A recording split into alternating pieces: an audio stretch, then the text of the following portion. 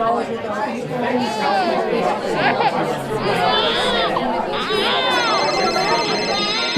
shut up.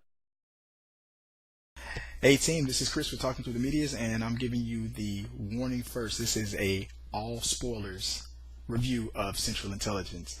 Comes out on Friday this week on the 17th, and got to see it early, and I really enjoyed it. Had a blast watching it. It was a lot of fun. I was kind of nervous because after Ride Along 2, I'm thinking, okay, Kevin Hart is kind of hit and miss. Central Intelligence is a story about a man that was bullied as a teen for being overweight. Bob Stone is played by The Rock.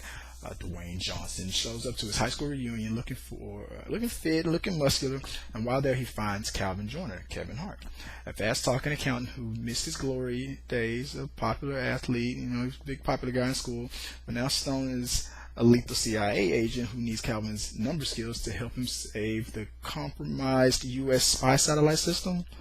And so together they form an alliance. The former classmates encounter shootouts, espionage, double crossings, and while trying to prevent world chaos. So this movie was directed by Ross and Marshall Thurber, who also did We're the Millers. The Rocks pulled Kevin into this situation where he needs his help. It seems simple enough, but then you have his superiors, and I think you're wondering to yourself, are these guys are these other agents who they say they are? Are they the bad guys? Are they really CIA? It turns out they are really CIA. But then you're starting to think in the back of your mind, already from the jump street, I'm thinking, she's the main villain. It's got to be her, because she kept asking Kevin, like, do you know him? No, not really. I knew him in high school, but he says he's your friend. I'm like, well, not really. He's my friend, kind of. But then after we found out that he's wanted man, he's like, no, he's not my friend at all. He totally does a 180. Not my friend. But you accepted his Facebook request. He's like, look, I know what you're trying to do. I know what you're trying to do. You're trying to trip me up, and you're trying to.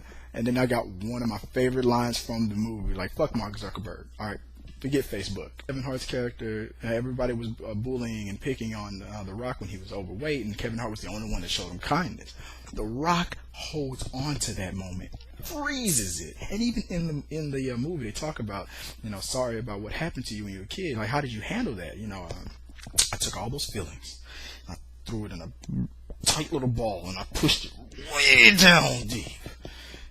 Kevin was like, I don't think that's healthy, man. I don't think you should be doing. You need to talk to somebody. And The Rock is like totally any kind of advice that talks about dealing with his issues, his anger issues, and what he went through in high school. Because he is obsessed with Kevin Hart and everything that they were in high school. While Kevin Hart is kind of missing it, The Rock is totally obsessed. His life is awesome now, but he's still stuck in how he was feeling about Kevin Hart's character, this popular kid. And at first I was thinking of this is going to get a little Carrie-ish, and maybe that's one thing that I really had fun with, the fact that Kevin Hart just kept pulling out this common sense stuff. So another person that made an appearance in this movie is Jason Bateman. Jason Bateman played Trevor, the bully, and it seems like he's a repentant, I found Jesus and I want to apologize. And it's like, man, he just totally pulls the rug from under him. Like, I'm not apologizing to you. That was awesome what I did to you. You're still a little fat kid. You're not gonna do anything. I don't care if you're a big CIA guy, because you're still that little punk. And The Rock breezes, and you're like, what? But it was still fun. So you're getting through all the lessons and whatnot. Don't be bullying and all that stuff, and don't hold on to the past. All those messages were there.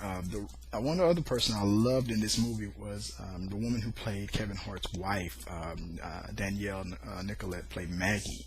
And you've seen her in a lot of stuff. She does a lot of voiceover work now. She voices Storm a lot for the Marvel character Storm for Marvel and for like video games and cartoons. She's done a lot over the years, and I was happy to see her out there. She was looking good, and her and Kevin had it fit better than his wife in Ride Along. And I'm sorry to keep comparing this to Ride Along, but this whole movie was like what Ride Along should have been from the beginning. I liked Ride Along 1, hated Part 2.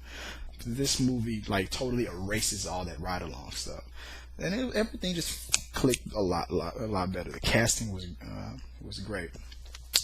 Surprise of the movie: Aaron Paul from Breaking Bad.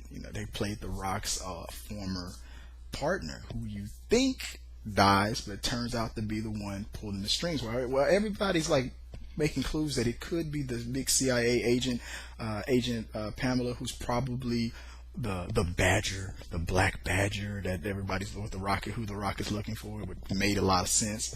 Aaron Paul, it got me. It got me. At the end, you see him get killed, and then all of a sudden he fakes his death because he's trying to get away from the Rock's goofy ass. He just couldn't handle it anymore. He fakes his own death because he's so annoyed by the Rock.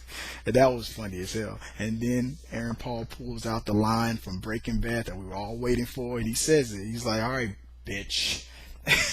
I lost it.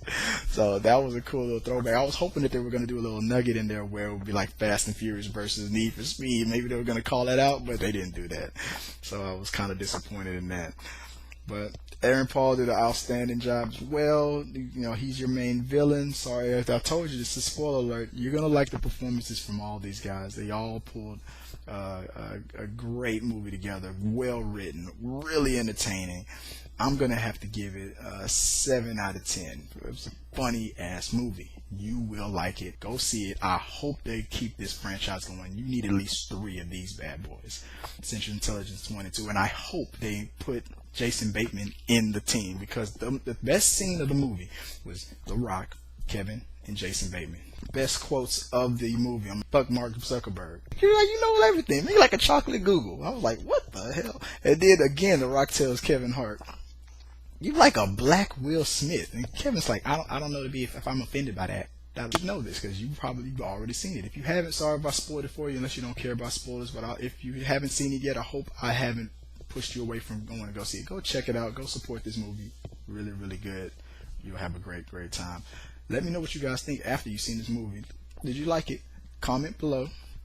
Share this with your friends. Hit the subscribe button. Don't forget about our contest. We give away free movie tickets.